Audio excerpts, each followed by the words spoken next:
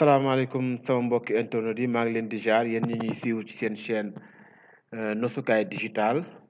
ñu ñëw ak yéen ci seen cours encore beneen tutoriel ci avancé duñu continuer ci fi ñu nekkoon di dinawoon tutoriel création de base de données sur Access tey ñuy def ak yéen finalisation bi mooy menu général bi nga xamante ci la lépp ne bouton yi ngay cliquer pour bëgg a manipuler base de données bi ak macro yi donc ñaari pratiquement c'est presque la fin après ñu def finalisation ci beneen vidéo pour projet mais presque menu général bi mooy def lépp quoi donc menu général bi bu ñu ko defee dañuy def benn menu boo xam ne yàlla maintenant bu ngeen gisee menu général menu formulaire lay doon donc formulaire yi ñu daan def yëpp formulaire assistance dañu daan def création def formulaire n'est-ce pas formulaire simple mais tey si formulaire vierge la ñuy def nga xam ne ñun ñooy personnalité suñu formulaire place suñuy bouton yi ñu bëgg yóbbu yëpp parce que defar nañ formulaire yi yëpp léegi boo xam ne boo cliquer fii mu ubbi la fee donc pour démarrer bu leen fàtte aussi abonnement bi ah dee leen abonné ci chaîne bi voilà di activer cloche bi pour suñ dugalee vidéo mu leen koy annoncé aussi ngeen di pour s'il y a lieu de commenter aussi bu ngeen bëggee mën ngeen commenter voilà kon foofu lañ nekk tey maintenant création de formulaire donc formulaire principal bi ñu war a créer ñu cliquer fii créer formulaire vierge voilà c'est en mode comme mode page on peut l'afficher en mode création pour mieux voir vous voyez ni mu toll donc soo bëggee agrandir donc mën nga def nii agrandir sa menu mën nañ ko agrandir nii comme ça mën nañ agrandir nii n'est-ce pas su fekkee aussi mën nga diminuer n'est-ce pas boo bëggee diminuer aussi pareil donc voilà maintenant fii léegi dañuy defar benn pour chaque élément dañu lay tegal benn ñu def benn ligne ici pour les pour les produits pour les produits pour les personnes donc clients et fournisseurs pour les lots et pour les états de vente donc yooyu yëpp dañ koy defar maintenant dañuy njëkk a commencer pour produit ñu def benn ligne donc là on peut utiliser donc on peut l'outil crayon l'outil règle par exemple là l'outil rectangle ñu defar benn rectangle boo xam ne si la ñuy dugal si la ñuy def pour éléments yi pour le produit donc là on met ici produit voilà waaye donc mën nañ ko déplacer tuuti ça defaraat beneen encore pour l'autre donc voilà ou bien on peut dupliquer aussi benn bi on peut le dupliquer en des choses égales donc les liens donc ou bien on duplique ça dañ defar benn bi ñu dupliquer ko voilà donc dafa mel ni ñu xaw a superposer voilà donc afficher feuille de propriété bi donc su fekkee dañu bëgg modifier couleur bi couleur de fond style épaisseur de bordure voilà épaisseur de bordure bi mën nañoo jël épaisseur 3 wala 4 wala 3 par exemple dana baax léegi couleur de style de bordure plein mën nañ ko def bi waaye style de bordure épaisseur couleur de bordure aussi mën nga ñëw couleur de bordure donc voilà ou bien on peut prendre la couleur format couleur de bordure ici voilà mën nañu jël benn couleur ici par exemple la couleur bleu par exemple ou vert voilà comme ça donc on aura ça n'est-ce pas donc là beneen bi mën ko enlever comme ça on aura donc en mode là je peux faire double clic droit supprimer voilà et maintenant on va prendre ça on met ça on clic droit copier et là on le colle en bas coller ouais donc ça va être collé ici ouais on peut le faire encore pour coller encore pour l'autre pour parce qu'on a là trois éléments de produit collés encore pour l'autre ouais donc on va en trois donc suivez doucement on va y arriver donc là su fekkee mën nañ ko wàññi aussi mën nañ ko wàññi donc bon lii moom mën ngeen xool yéen mën am ngeen ndax yéen a ma koy dàq voilà premier élément on va mettre un bouton d'abord on va gérer ici pour les produits là on peut nommer produit on peut venir dans création ici on met étiquette produit là c'est l'étiquette ou bien la zone de texte donc on va placer une étiquette et on le nomme produit donc là produit donc pour les produits donc là c'est pour les produits donc voilà les éléments pour le configurer mi ngi noonu tase mën ngeen ko configurer foofu donc voilà produit mën ngeen cliquer fii voyez et là mën ngeen ñëw fii de style couleur de bordure police voilà ainsi de suite yëpp mën ngeen ñëw voilà def ko 3ds ainsi de suite voilà donc loolu moom beneen affaire la donc on peut c'est simple donc mën nañ ko nañ jàll si éléments yi war a mën a kii donc pour produit après pour personne ainsi de suite. Pour produit on met ici un bouton état donc là on va créer un état ici état qui permet d'ouvrir l'état des personnes ah donc bouton boo xam à chaque fois suñu bëggee xam état personne rek donc là opération sur état ouvrir état suivant voilà donc voilà les états donc les différents états qu'on a créés ici les états donc avec des requêtes ou bien donc là état produit état personne voilà on prend la requête état personne on met suivant voilà on met là on met état donc là on nomme le bouton état comme ça on est état produit hein, c'est produit donc là on retourne hein, on prend état produit voilà donc et là on met produit aperçu donc là on met produit donc état on met état donc voilà le nom état mais suivant donc vous allez voir après hein, Inch'Allah donc voilà premier élément l'état après on va placer ici maintenant ouverture donc là on va tester ça donc quand je clique vous voyez et il s'affiche l'état s'affiche n'est-ce pas donc on revient sur le formulaire maintenant on va placer ici un bouton qui permet d'ajouter un produit bouton ajouter mode page maintenant cette fois-ci bouton bi on va créer on va lier avec un kii parce que bouton bi day ubbi formulaire produit te formulaire produit boo ko ubbee boo xoolee bu ñu ubbee produit day afficher éléments yi alors que dañ ko war a def ba nga xam bu ubbee day vide dara du fi nekk te loolu pour ñu def ko dañuy créer benn macro donc vous allez découvrir maintenant les macros c'est très intéressant da ngay def créer donc chaque élément day am macro nag macro bu lié ak bouton nga def macro maintenant ce qu'on va ajouter macro bi il y a plusieurs types donc il y a voilà groupé actualisé mais ñu ouvrir macro ouvrir formulaire la ñuy def ouvrir formulaire et maintenant le nom du formulaire qu'on doit ouvrir donc vous regardez les formulaires qu'on a créés les 4 formulaires donc nous on prend un formulaire produit et là on l'ouvre avec de manière standard donc vous voyez vous avez modification il y a masqué donc manière standard nous on laisse maintenant type de données là vous voyez donc il y a ajout parce que pour ñu ajouter ci ay données là ah donc formulaire dañu koy ubbi pour ajouter donc buy ubbeeku dara du ci affiché wu donc formulaire vide lay affiché loolu mooy objectif maintenant ñu enregistrer formulaire bi contrôle F vous voyez et là je vais nommer ça formulaire donc macro on le nomme macro produit hein macro produit voilà macro produit n'est-ce pas donc là c'est macro produit et là macro mën nañu ko fermer une fois terminé mën nañu fermer macro bi maintenant on va placer ici un bouton qui va permettre de récupérer le macro donc si on regarde en bas le macro est là on place un bouton qui récupère le macro donc là en mode toujours la création de là on place bouton voilà ouvrir donc là macro dañuy xool macro fii macro doo ko fi gis donc divers la ñuy dem et là exécuter une macro exécuter une requête exécuter imprimer une table n'est-ce pas donc là on prend exécuter une macro bi ci njaw léegi nga jël macro benn macro lañ créé moo tax benn macro bi rek lay détecté macro yi nga créé yëpp day détecté wu fii ñu jël macro boobu après dinañ créé waat benn macro vous allez voir et là on va nommer ce macro ajout donc ajout de produit la macro bi ajout produit la bouton bi du moins ñu jël bouton bi terminé ko donc bouton bi pare na ni donc là on le place là et on peut diminuer le bouton comme ça voilà bouton baa ngi nii maintenant comme bouton bi pare na qu'est-ce qu'on va faire on va maintenant je peux voilà déplacer un peu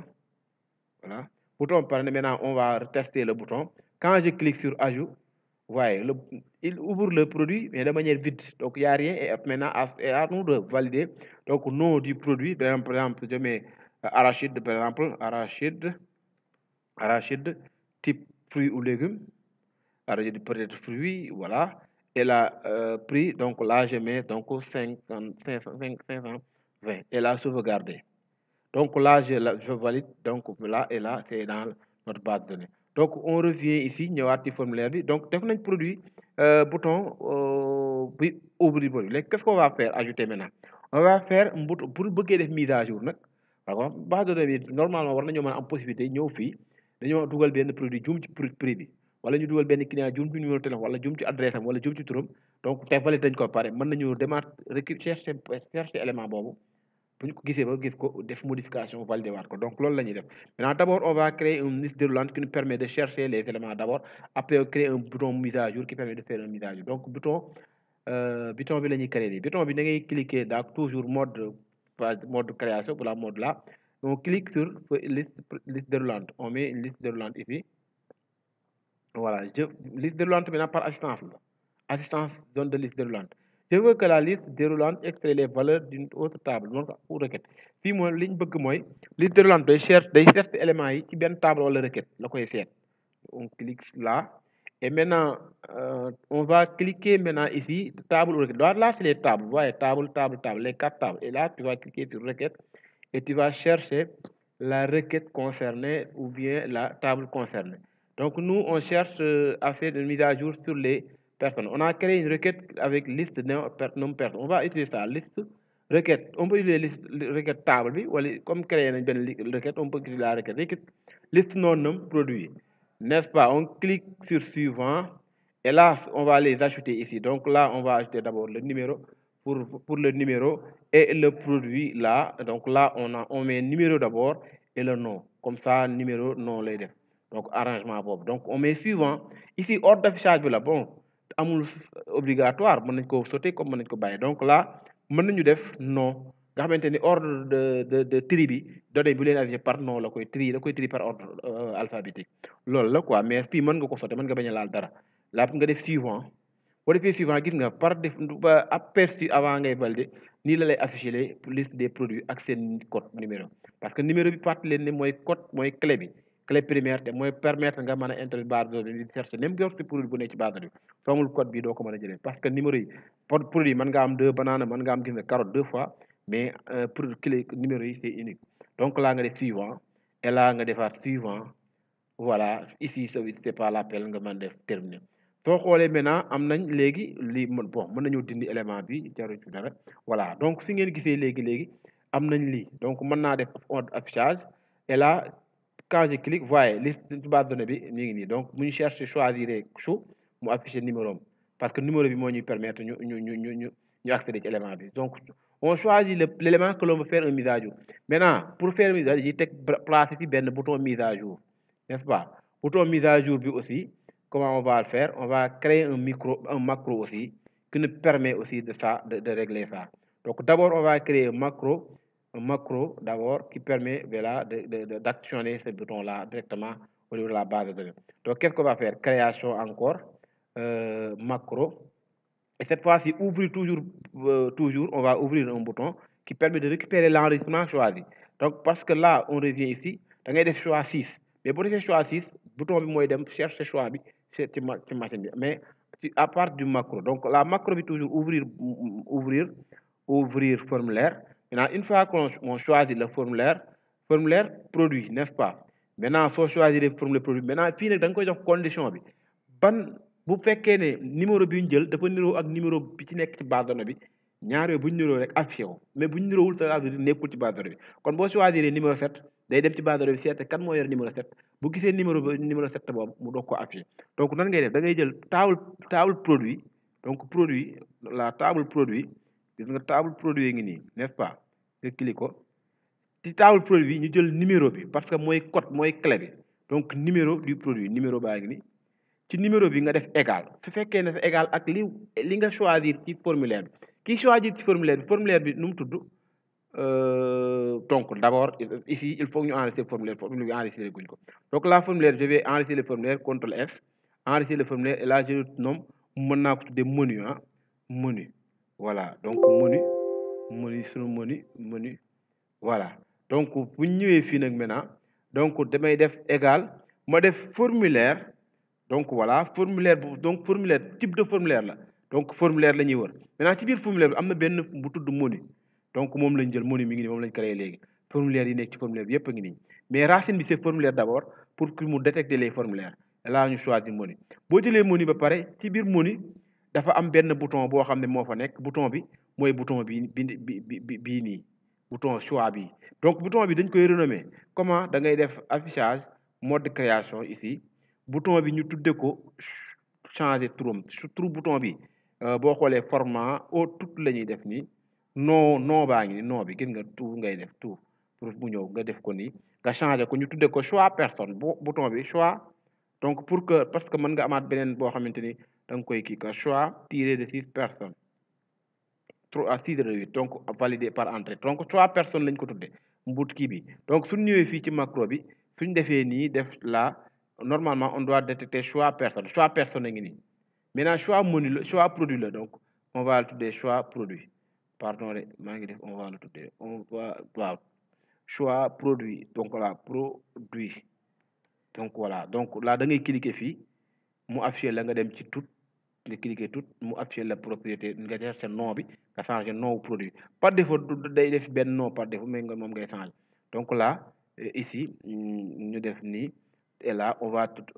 choix produit ça est là et voilà donc lii mooy lan fii le choix bi nga choisir numéro bi nga cherché nekk ci menu ci formulaire bi ci menu bi su fekkee ne dafa nekk ak dafay dem ci base de données bi nag seet ci table produit ban numéro moo numéro boobu bu ko gisee rek mu affiché boobu donc lii rek lay def après léegi maintenant on peut enregistrer le macro là donc là ak CTRL S et le macro là il faut le nommer macro donc mise à jour produit donc on va répéter ça danañ ko répéter waat léegi ci beneen bi tamit mise à jour produit et voyez donc là une fois terminé on ferme ça et là on affiche ici donc là on va placer le bouton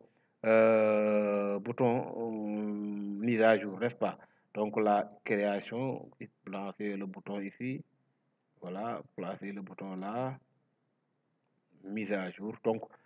c'est tout différent parce que macro la macro amul fii donc cliquez là pour chercher exécuter une macro suivant et là voyez deuxième macro créé donc mise à jour produit cliquez là donc là on met le nom donc su fekkee ne amoon nañ benn image donc afficher toutes les images on peut chercher des images ici n'est-ce pas ay images yu mais bon defal texte rek donc mën nga parcourir chercher donc là on va vers mise à jour mise à jour donc bouton mise à jour suivant terminé voilà donc bouton bi pare na léegi ñu def ko affiché en mode privé donc ici su fekkee dama ñëw bëgg a def benn mise à jour ci benn produit boo xam ne dama juum ci enregistrement bi pour rek produit au lieu que carotte fii dama juumoon du carotte par exemple ban produit te moom laay changé damay cliquer ci mu daal def mise à jour waaye mu affiché mu produit carotte légumes et maintenant du woon carotte dama juum man maa def carotte mais au lieu de carotte pomme de terre la donc là je mets à la place pomme de terre pomme de terre maintenant fekkee produit aussi da nga cee prix bi da nga cee jum nga changé prix bi léegi dee leen xool prix bi 100 laa ci def et là je valide à nouveau donc numéro 4 c'est pomme de terre et prix 100 validé n'est-ce pas et là on va aller dans le mën naa fermer fii bu ma neexee on va dans table produit numéro 4 voyez pomme de terre et produit donc voyez c'est bien mis à jour donc là c'est bien ça maintenant on va répéter ça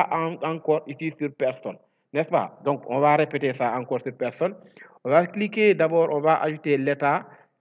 de la requête personne donc on a créé une requête personne ou bien on le fait sur table là sur les tables directement personne ou bien requête personne donc requête des personnes requête client requête produit requête personne est là am naa ko wala donc là état toujours bu leen ko fàtte état defoon nañ ko ci requête wala ci table la nga koy lié donc création état donc bouton du moins là qu'est-ce que je dois faire donc voilà j'ai créé l'état cet état là état est-ce que j'ai pas créé cet état là état personne voilà état personne est là déjà donc n'est-ce pas donc là je vais directement créer le bouton qui vient sur cette état qui vient ouvrir donc là on va en mode page donc là je vais prendre le bouton état vous voyez état opération sur état ouvrir un état là donc je vais chercher l'état personne tous les états créés sont là suivant et là je vais cliquer là et là je vais cliquer état voilà état donc non bouton bi suivant là je vais mettre terminé donc là ici bouton baa ngi nii maintenant on va le placer là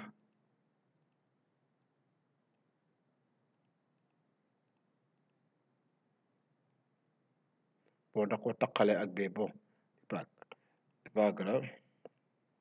bon on va faire je vais faire un retour pour voilà donc là Donc, je vais mettre ça en mode création. Voilà, comme ça, voilà, pour mieux, voilà, suivant, bouton, voilà, opération sur état, état personne. Là, on va faire ça, état. Donc là, c'est pas compliqué. Donc, c'est pourquoi je le fais de manière un peu rapide. Parce que vous mettez tout, quoi. Voilà, donc état bi pare na ni, n'est-ce pas? Voilà. Maintenant, ajout. Ajout, bu leen fàtte ne bala ngaa defar ajout yi da ngay def bouton da ngay créer macro parce que ajout boo defee ajout rek te bouton ci bëgg a utiliser formulaire bi boo defee ajout personne gis nga day ajouter ay données maintenant pour mu bañ a buy ñëw mu bañ a ajouter données dañuy utiliser macro bi pour wax ko foofu ne ko buy ñëw pour ubbi données pour ajout lañ ko soxla n'est-ce pas? Donc là menu baa ngi nii donc là on va créer ici un macro d'abord le macro donc créer macro. Et macro, c'est ouvrir formulaire. Donc, d'abord, ouvrir formulaire en mode ajout. Donc, on met ouvrir formulaire et là, mode de données, là, ajout. Donc, ajout là, hein, et ajouter. N'est-ce pas? Les règles. Donc, là, nom du formulaire, c'est pas un formulaire, là, qui détecte le formulaire créé, formulaire personne, F personne. Et là, on a là, un macro personne, n'est-ce pas? Là, macro personne. Macro personne. Voilà, enregistré. Donc, on peut fermer le macro maintenant. Donc, si vous voyez macro, deuxième macro créé, donc macro personne.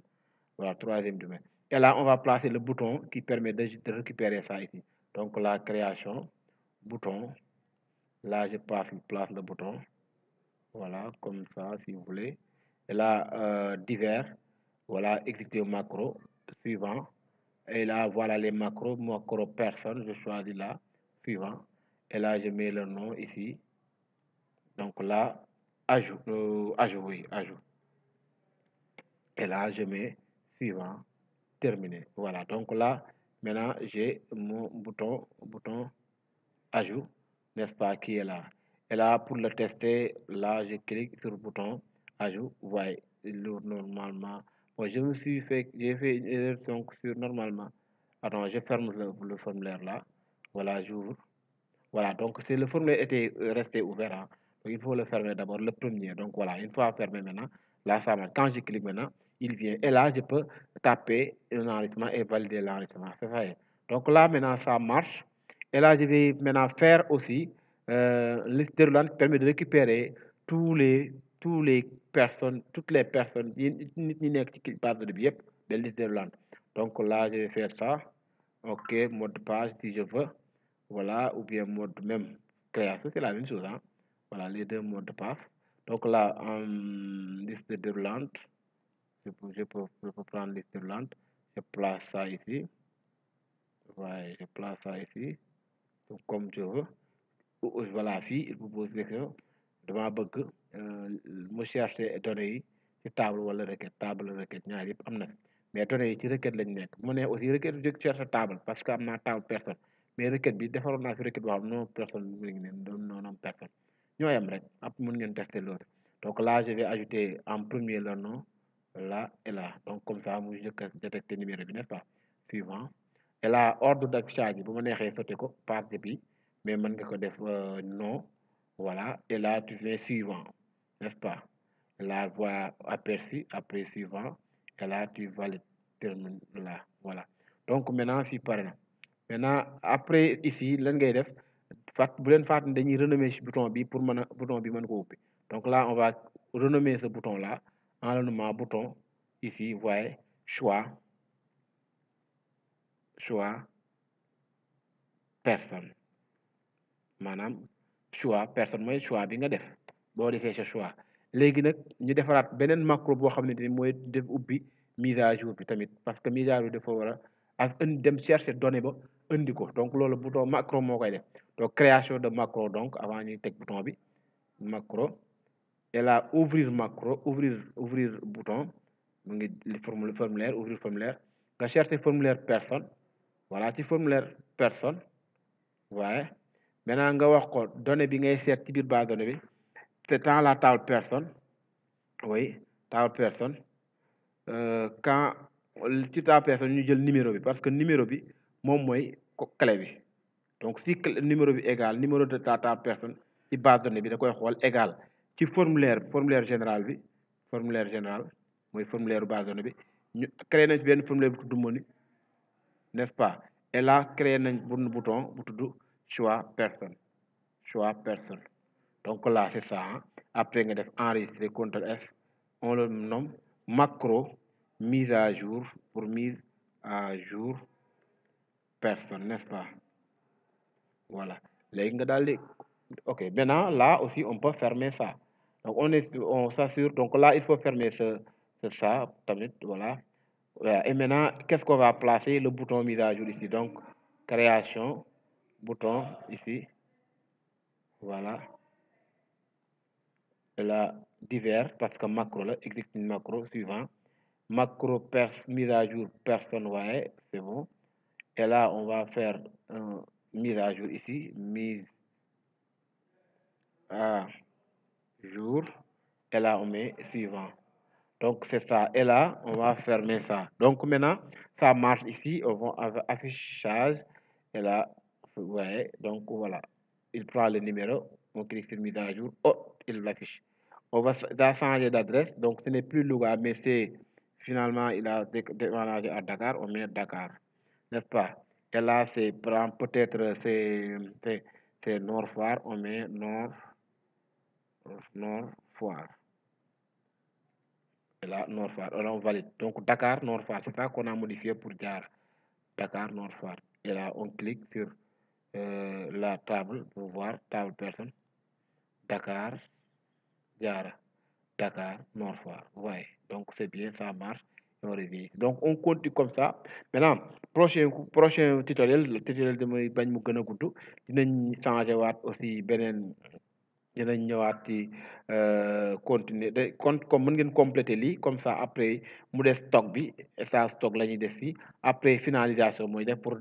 kii parce que yëpp dañ ko war a après base de données bi yëpp dañ ko war a fermer parce que bu fekkee ne ñi mën nañu am accès fii amatul sens donc lii kenn waru ci am accès donc kuy manipuler fii rek nga war a mën a am accès manipuler fii n'est-ce pas loo bëgg a def ci base de données fii nga koy à partir de là ngay def fii yëpp ñu masqué yi ne fii yëpp dañ koy masqué dañ ko war a masqué n'est-ce pas donc après mooy ba dernière je pense moom mooy war a nekk suñu dernier tutoriel ci access bi avant ñuy dem ci beneen compétence kon ñu ngi leen di ñaan ngeen ku commande ku abonné gul nga mën a abonné et su fekkee aussi donc y a quelque chose koo xam ne bu ngeen ñu dellu si wala yoo xam ne leer wala yu ngeen ci vous les mettez en commentaire dina si baax trop kon ñu ngi leen di jox daje incha allah suñ beneen prochaine beneen tutoriel bii di ñëw jaa ngeen jëf